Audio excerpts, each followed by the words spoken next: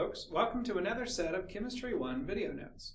Today we're going to talk about the changes in energy that occur in physical and chemical changes. By the end of this lesson, you should be able to distinguish between temperature and heat flow in both macro and microscopic terms, classify chemical reactions and phase changes as being exo or endothermic based on their enthalpy values, and use graphs to represent those energy changes, and perform calculations involving heat flow, temperature changes, and phase changes. That's a lot to learn, so let's get started. It's sometimes hard to distinguish between temperature and heat because of the way we use these words. We sometimes think that things are hot, so they have a lot of heat and a high temperature. That's not completely untrue, but there's a difference between heat and temperature. Temperature is a quantitative measure of how hot or cold something is. It's also the average kinetic energy of the particles in a substance. Temperature, as we learned before, is an intrinsic property. A substance's temperature does not depend on how much of it there is. Heat, on the other hand, is the amount of energy that gets transferred from a substance or object to its surroundings. Heat is just a term for the transfer of that thermal energy. Thermal energy, the energy due to particles moving, will transfer from an area of higher energy to an area of lower energy in one of three ways: convection, conduction, or radiation, which you've learned about long ago. When particles move around and carry their thermal energy with them, like water in a pot on a stove, their energy gets distributed more evenly as they move around. This is called convection. Conduction is when those particles collide with other particles and transfer their energy. Radiation is the transfer of energy with no contact involved, like how the sun heats up the earth even though it's not directly touching the earth. The important thing to get from all of this is that heat is the transfer of thermal energy, and that happens at the particle level. For us, we can measure that change in energy by monitoring changes in temperature. There's another word we use in this world of thermodynamics, the study of energy in substances, and that word is enthalpy. Enthalpy is the total internal energy of a system. It cannot be directly measured, but we can measure when it changes.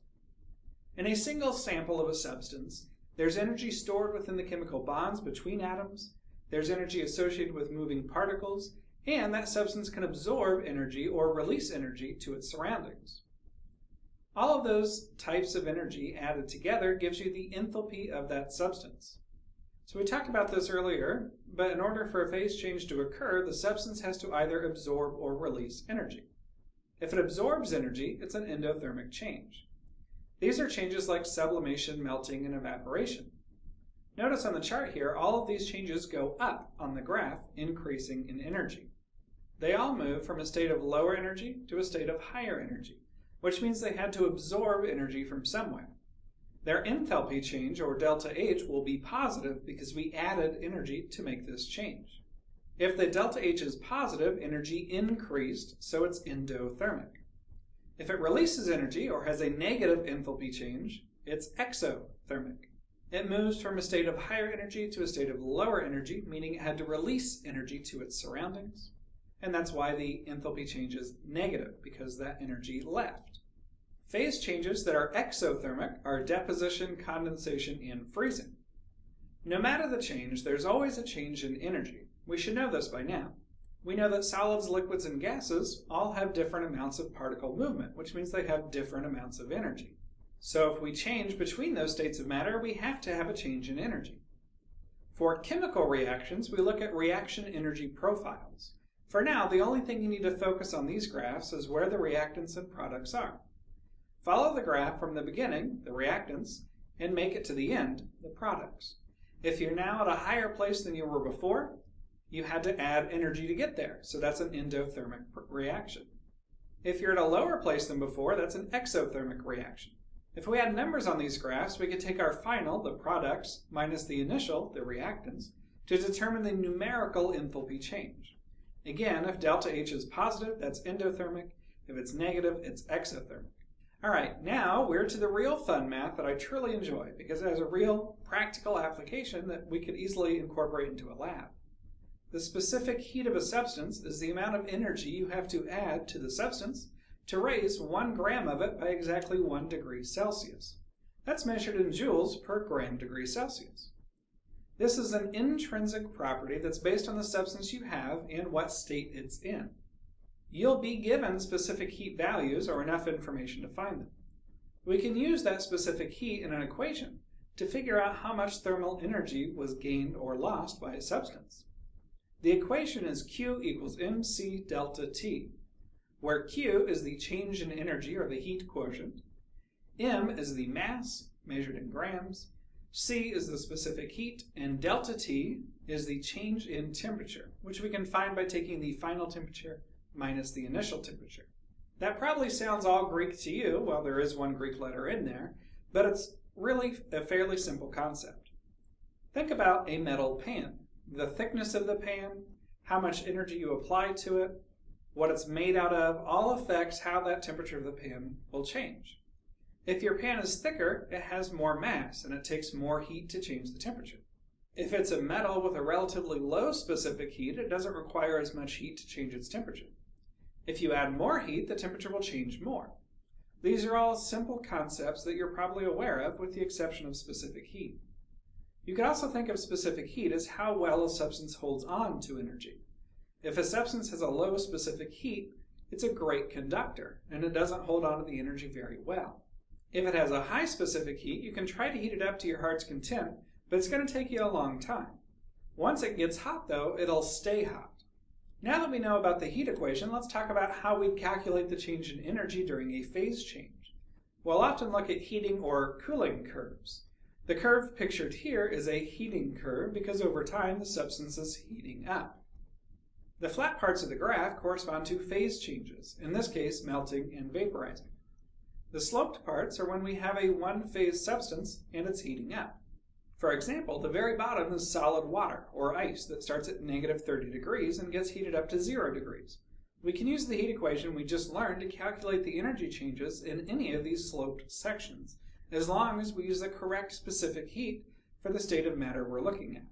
During a phase change, we can't use the heat equation because the temperature doesn't change. Obviously, we're adding energy to our substance when we're melting it, so why doesn't the temperature go up? During these phase changes, we have to use something called the heat of transition, or enthalpy of transition. These are named based on the transition we're talking about. For example, the heat of fusion is the energy associated with melting. For freezing, we just take the negative heat of fusion, since freezing is exothermic. We can see this on the graph in the bottom right. You'll be given these heat of transition values, usually in kilojoules per mole. Now we haven't learned what a mole is yet, so we'll be given that number as well. To find the energy change associated with a phase change, we simply take the number of moles times the heat of transition. So, if we were asked to find the energy change from the graph on the top, from the negative 30 degrees Celsius to 80 degrees Celsius, how would we do that? Well, you have to split your graph into sections based on whether they're sloped or flat. So I would break this up into using the heat equation for negative 30 to 0, use the enthalpy of fusion for the melting sections, that flat part there, and then use the heat equation again for 0 to 80. Once you split the graph into these sections and calculated the energy change for each section, you can just add them all up to find the total change in energy. Alright, here's where it gets real fun. There's a method of calculating the heat transfer from one substance to another called calorimetry. There are different types of calorimeters to measure this with, but the basic concept is that you have a closed, insulated system in which no energy can get out or in. In that system, we often use water and then drop a hot or cold item into it, or we could use a reaction mixture and measure the change in temperature from beginning to end. The underlying concept is this: the total energy of a closed system does not change. That means whatever energy is lost by one substance must be gained by another. In other words, the energy change of the water is equal to the negative energy change of the hot substance I dropped in to begin with. In other words, the mc delta T of one substance, usually water, will equal the negative mc delta T of the other. The kinds of problems you'll do for me will involve dropping a hot or cold substance into water. When you drop a hot substance, for instance, into water, the substance will cool down, losing energy, while the water heats up, gaining energy, until they both reach the same temperature. The energy change is the same for both substances, just one's negative and one's positive. If you know the mass of the water, the final and initial temperatures of the water, and the specific heat of the water, which is always 4.184 joules per gram degree Celsius, you can calculate the energy change of the substance that you dropped in. Well, that's it for today, folks. I hope you learned everything you needed to learn. If you have any questions, as always, let me know.